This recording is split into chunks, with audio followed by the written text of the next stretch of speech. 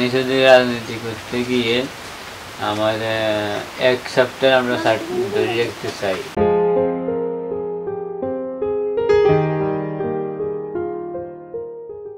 খালেদা জিয়া যখন অসুস্থ ছিল তখন ওনার জন্য ও মসজিদে মিলাদ পড়াইছে মিষ্টি দিয়ে।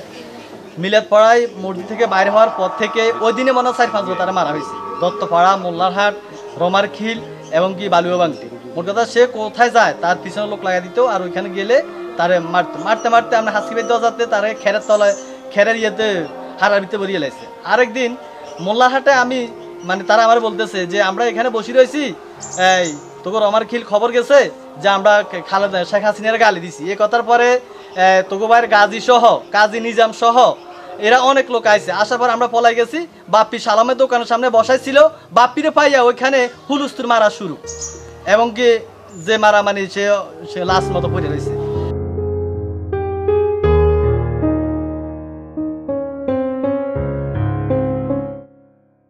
তাই দিয়ে বিএনপি করি, বিএনপি কেন্দ্রীয় কার্যালয়ে যাই, সবার সেন্টার ফুট দেয় বাইসারি হরি, বাইসারি এবারে আমার দল দুষ্টামি করি সবার সেন্টার ফুট দেয়। আমি এই কখন আমার দল করে আমার আর বিএনপির কথা শুনলে আমি যখন শুনি যে বিএনপি তখন আমার আর মুশকিল থাকে না। আমার বিয়ে শাদীর ব্যাপার এখন আমি বিয়ে শাদী করবো, তবে আমি খালেদা জিয়া আরাফাত রহমান কোকো আমার বাড়িতে দাওয়াত করি। 20-30টা ছেলে যদি মাথাতে ঘুষায় তো মাথায় এরকম ফুলি যায় পড়ে, ঘুষাতে তারে জ্ঞানহীন করি হেলায়। এখন এই পর্যায়ে যাইয়া তার চিকিৎসালয়ে আমি বহুত চেষ্টা করছি। তখন হইতে সম্মনি প্রাইমারি নিয়ে নিছি, তারপরে নিছি রয়্যাল মাইজদি রয়্যাল হসপিটালে ইউনিট 2-এ, কোনো কিছু হয় না। না হওয়াতে আমি মারি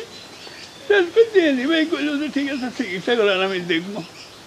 খালেদা জিয়ারে বলবো আমি মারা যদি মারা যাই, মনে করবেন যে আপনার দলের একজন ফরেস্টে কর্মকর্তা মারা গেল। লক্ষ্মীপুরে বিএনপি ভর্তি হলে আমার এনএসএ ধরে আমি রাজনীতি করি এনএসএ নিয়ে। খালেদা জিয়ার পার্টি করে কেন, বিএনপি করে কেন?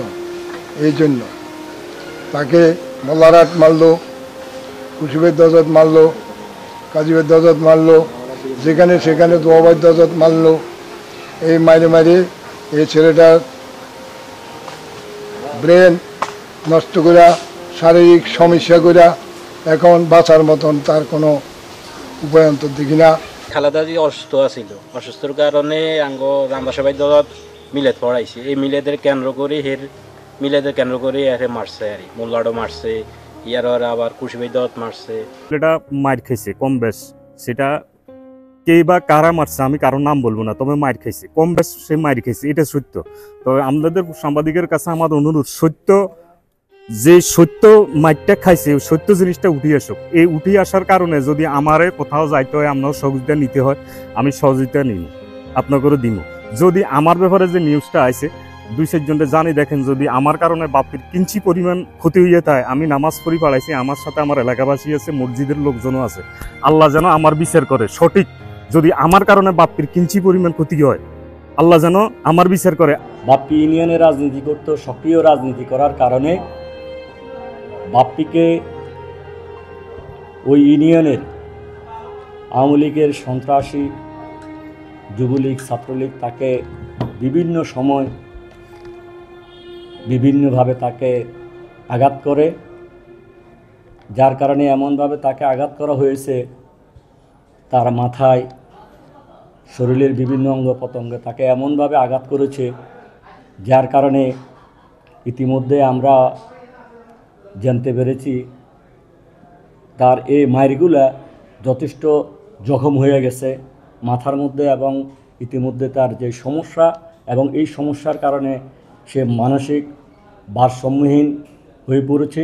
আমি লক্ষ্মীপুর জেলা ছাত্র দলের সভাপতি হিসাবে আমি আমাদের দলের যে সমস্ত নেতা এবং নেতৃবৃন্দ বিভিন্ন পর্যায়ে আমাদের দলের অনেক বিত্তবান ব্যক্তিবর্গ রয়েছেন, আমাদের এই সক্রিয় এই ছেলে সুলতান বাপ্পির পাশে সকলকে সহযোগিতার হাত বাড়িয়ে দেওয়ার জন্য আমি সবার কাছে বিনীত অনুরোধ করছি।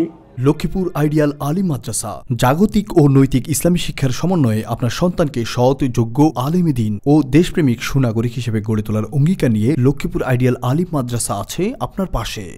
এখানে প্লে থেকে আলিম পর্যন্ত সাধারণ বিভাগ, বিজ্ঞান বিভাগ, হিফজুল কোরআন ও গার্লস শাখায় ভর্তি চলছে। এখানে রয়েছে উন্নত যোগাযোগ ব্যবস্থা এবং রুচিশীল ও শিক্ষাবান্ধব পরিবেশ, আবাসিক অনাবাসিক ডে কেয়ার ব্যবস্থা। লক্ষ্মীপুর আইডিয়াল আলিম মাদ্রাসা, কোর্ট বিল্ডিং সংলগ্ন, জমুল স্টেশন, সদর, লক্ষ্মীপুর। নোয়াখালী টিভি, বৃহত্তর নোয়াখালীর প্রতিচ্ছবি।